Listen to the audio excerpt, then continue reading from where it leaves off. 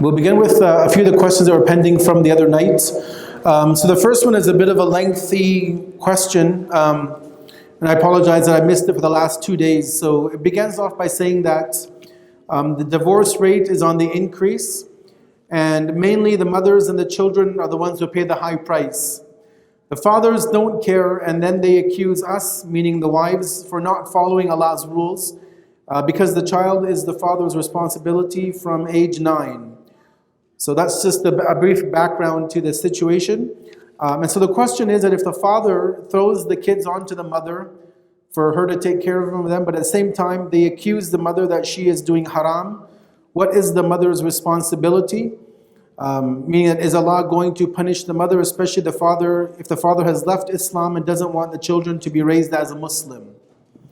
So there's a lot in this question, and I might not be fully understanding all of it. Basically, if we take it piece by piece, that definitely we do have issues within our Muslim community of divorce. It is a growing issue in North America, and even in the Muslim countries as well. Unfortunately, in many of the cases that I have seen here in North America and Canada, as the questioner mentions, that mostly the mothers and the children are the ones who pay the price, and that's very true because many times the fathers just don't want to bring up the children. They don't want to have anything to do with that.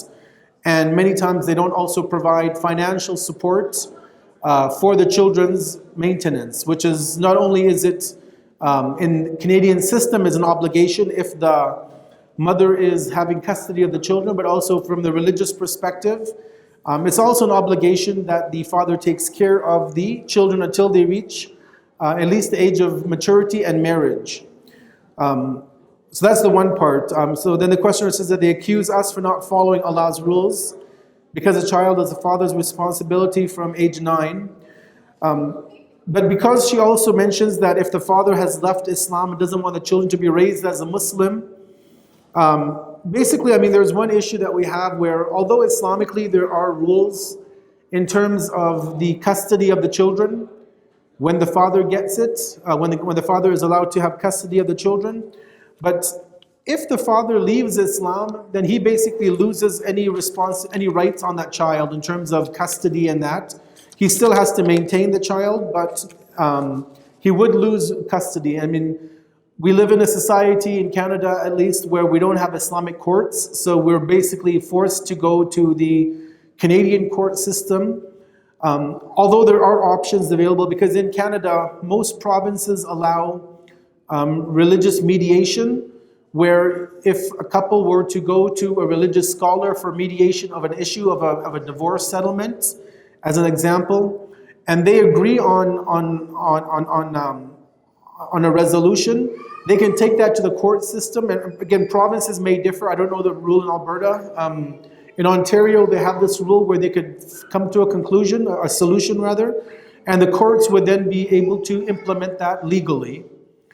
So that's one thing that we should always keep in mind, that women especially, because they do face more of the difficulties with divorce, is that if they have any issues ever, they should try and make their way to a religious scholar and obviously explain the situation. He'll have to hear both sides of the argument, both sides of the situation, and hopefully come up with a fair solution. But that solution could very well be applicable to be implemented by the court system here in Canada. The one part which wasn't clear, maybe if the questioner is here, they can further submit another question. But they said that if the father throws the kids on the mother for her responsibility, but at the same time they accuse the mother that she is doing haram, what is the mother's responsibility? I don't know what they mean there, but basically, for anybody to accuse another believer of doing haram is a very, very grievous matter. It's a very serious matter.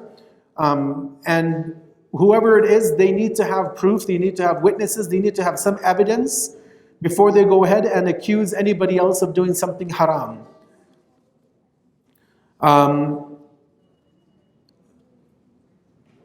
Punishment, in terms of, like they say that it would Allah punish the mother.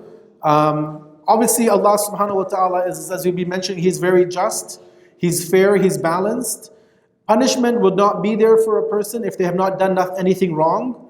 Only time there's punishment or any kind of sin on an individual is if they have done something knowingly wrong and they're intentionally breaking the rules of Allah, then they would be accountable to Allah. But generally speaking, if there's nothing done wrong, if the husband, let's say, or somebody is accusing the wife of doing something, that would not be grounds for Allah to punish that individual. Another question from yesterday said that what are the key factors, two-part question, what are the key factors to raising children here, meaning here in Canada, on the path of the Ahlul Bayt? Day-to-day schooling and media have become more corrupt. How to keep the kids immune?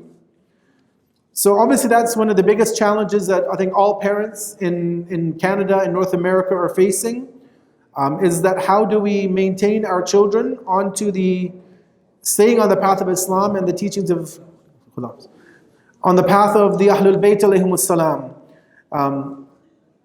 It's not an easy solution, probably not an easy one or two things that we can do.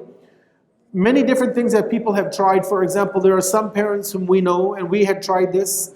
It's to homeschool our children. Even if not for the whole schooling, from kindergarten all the way to, let's say, junior high school, at least for maybe a few years, kindergarten, grade 1, grade 2, rather than sending them to a public school. We can homeschool them, we can get the curriculum, what they need to be taught. And if we have a lot of like-minded parents who think the same way, then it makes it easier for each of the parents to be able to teach different subjects to the children. If that's not possible, maybe if you have an ability to send children to private schools, I know they're quite a bit more expensive, they're not probably funded by the government, but if you have the financial means, then that's an option to be able to try and keep them safe from the environment.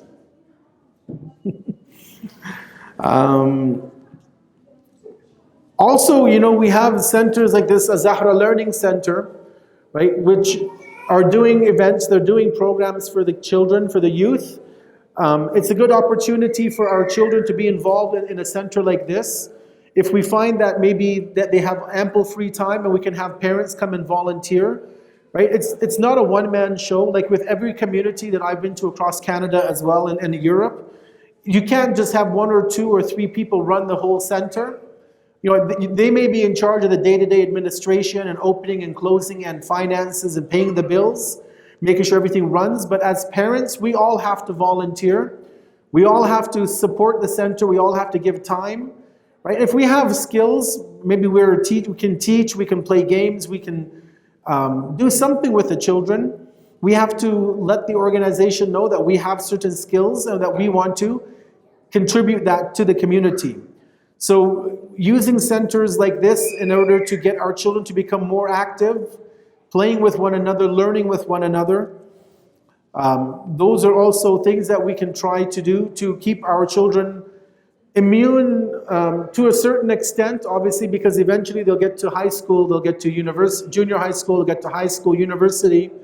And at least in Alberta, we don't have any public schools past, let's say, grade 6. In Toronto, alhamdulillah, we have elementary, we have junior high, we have high school. And right now they're working on a Shia university in Toronto. Maybe within the next 3 to 5 years, that university will be ready.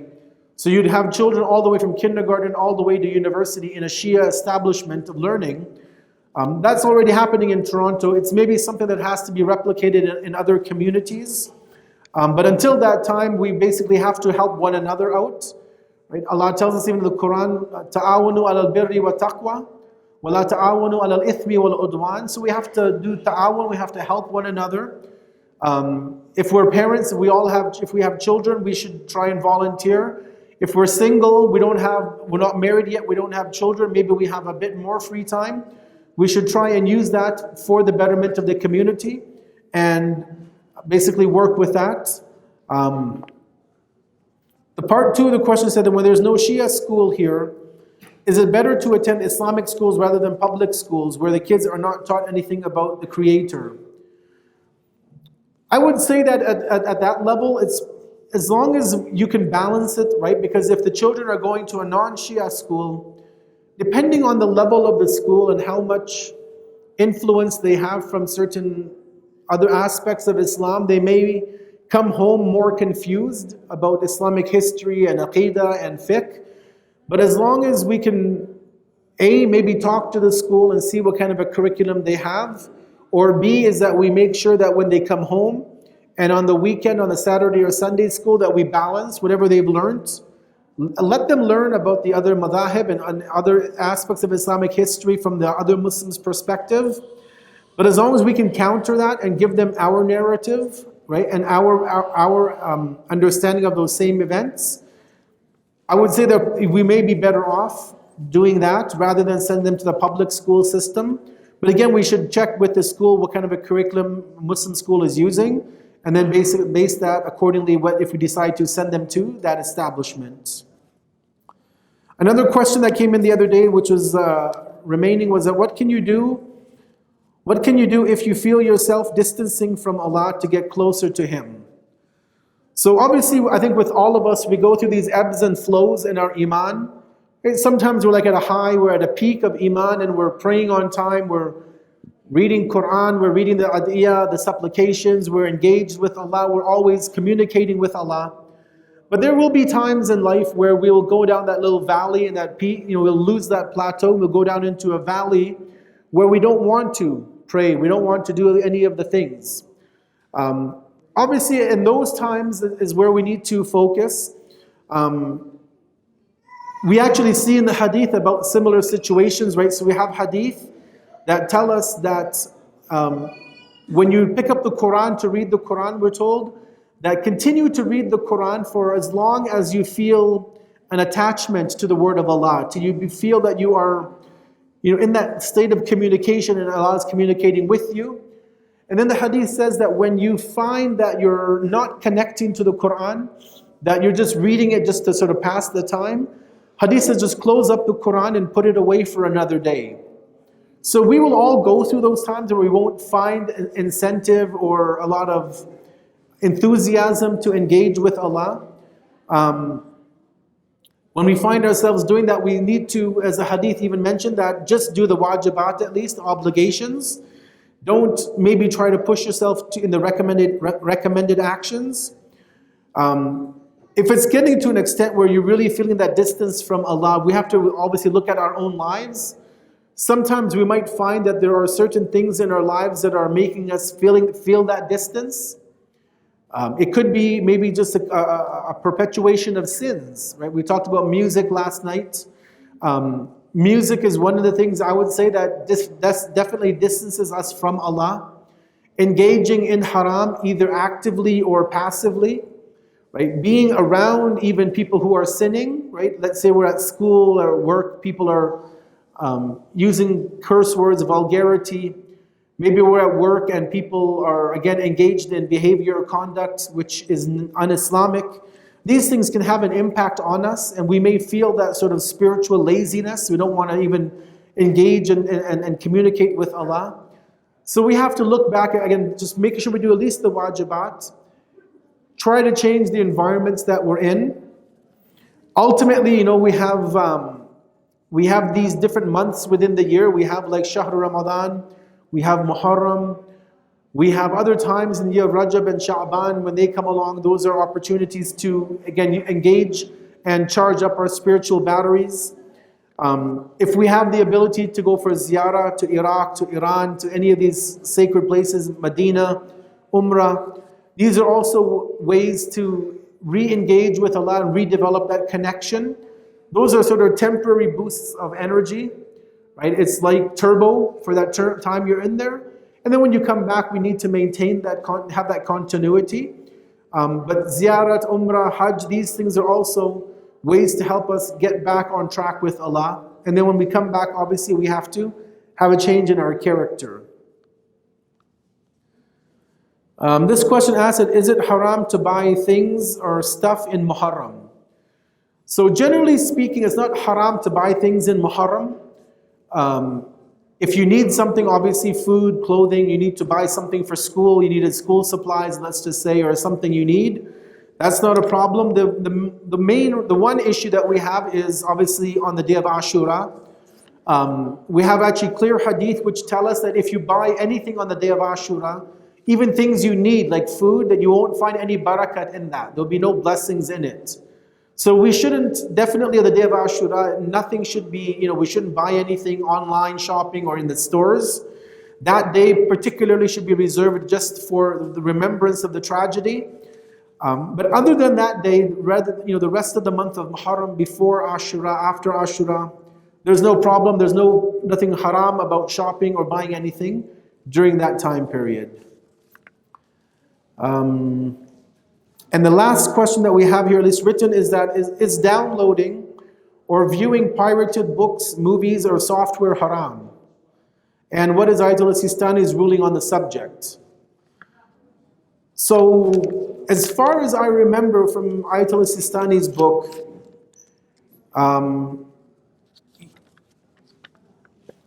if I'm not mistaken, he doesn't have a problem.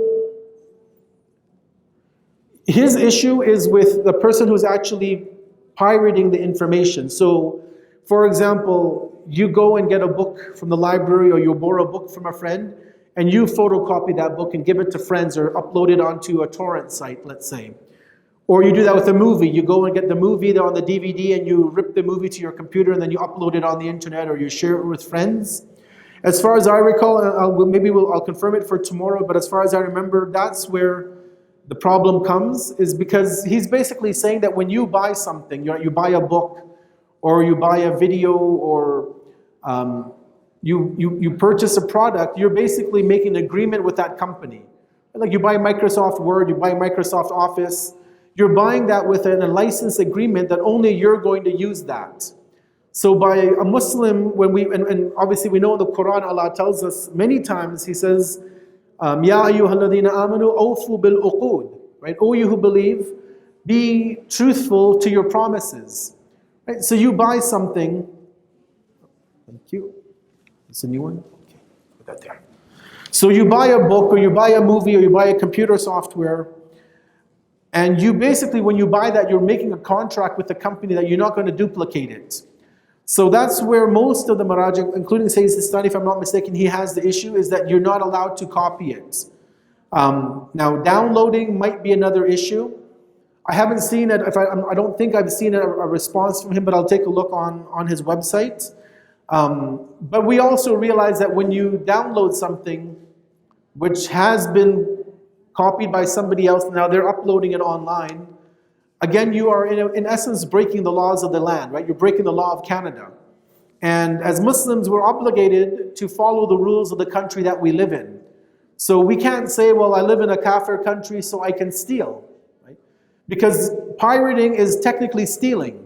You can't just walk into a Walmart and pick something off the shelf and walk out with it. That's theft. And so when you look at it in terms of downloading information, content, right? Books, movies, software, in a way it is intellectual theft, right? You haven't stolen a physical book because you're just digitally downloading it, but there's this issue of the intellectual theft. But I will keep the ruling, I'll keep the question, and I'll take a look into it tonight just to make sure that in terms of downloading what the Sayyid says, to make sure that what I've mentioned is accurate. So we'll confirm that tomorrow night. Is it haram to work at a place that serves pork? So this is a bit of there's really two answers, I would say. One time you would be working, let's just say you work in Walmart or Superstore. So they serve pork, they sell pork. In that kind of a circumstance, you'd be allowed to work there. Because you're not having direct contact with it. Even if you're a cashier, you're still okay with that. The bigger problem comes is if you're working in a restaurant, right? You work in a pizza place which serves haram products. You work in some restaurant, Tim Hortons, McDonald's, and you're cooking the haram product, the pork, the bacon, the haram, the haram product.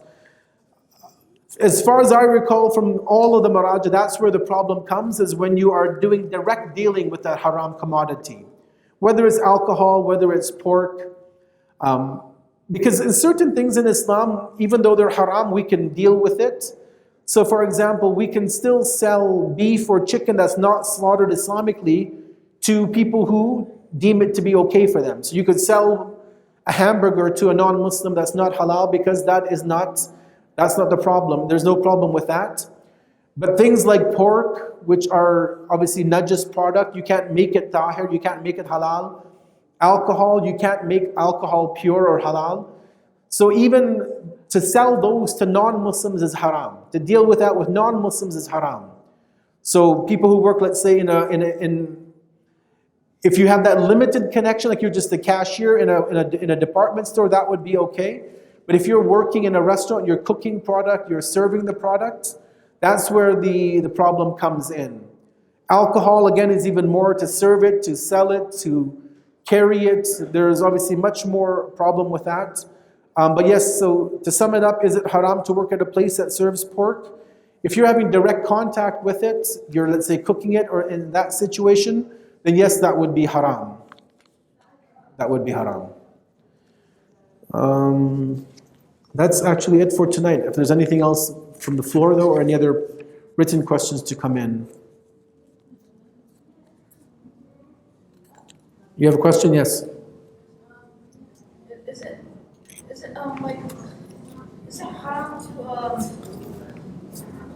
is it haram to steal, for example, stealing something but then giving something back? Like, for example, like someone taking like some wheat and then giving some apples back. Mm-hmm. Good. Yeah, so the question asks that, is it haram to, for example, steal something but give something back in return, like you steal some wheat and you give back an apple? So that would still be haram, because you've still taken something which was not your property. So even if you gave something else back in return, that would not be allowed. You'd basically, if somebody stole something, they would have to return that same thing back to the individual. You can't replace it with something else.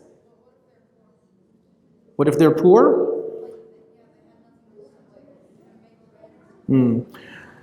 Well, even poverty, even being poor is not really a valid reason why somebody should steal. I understand that people may have to do it, right? There are circumstances where people find themselves in such a situation that they need to steal to live, to survive, to provide for their family. And I've known people who have had to do that, and it wasn't a pretty picture for them. But I think we have, at least in North America, I would say in Canada, we have we have a very ample safety net, right? That whether it's unemployment, whether it's welfare, whether it's local food banks, we have a lot of opportunity, I think, in Canada at least, and maybe even other countries, where we don't have to steal even if we're poor. I can't think of many times where we would have a life and death situation. If we're in a situation, right, and somebody did steal and it was really life and death, obviously Allah is going to judge each person accordingly, but I don't think many times that we would be ever in a situation where we have no other way of finding that level of support. Any other questions? Yes?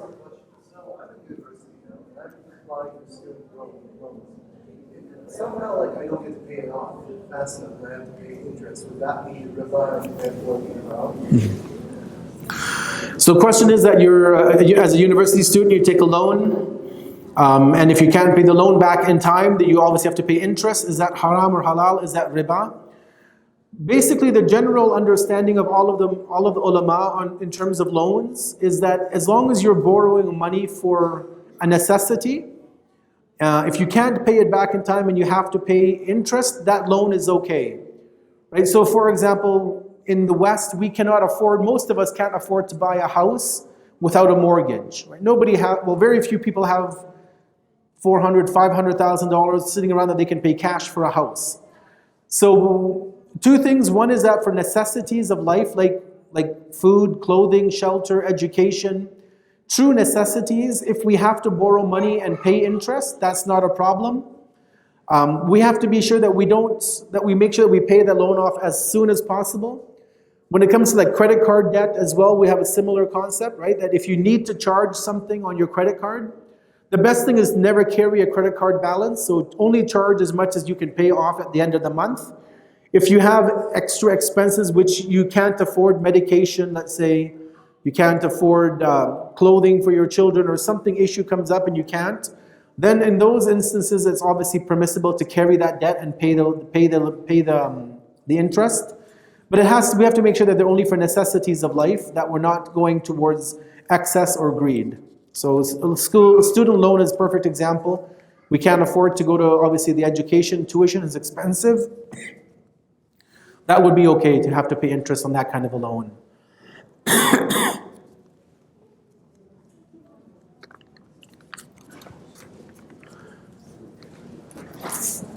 Anything else for tonight?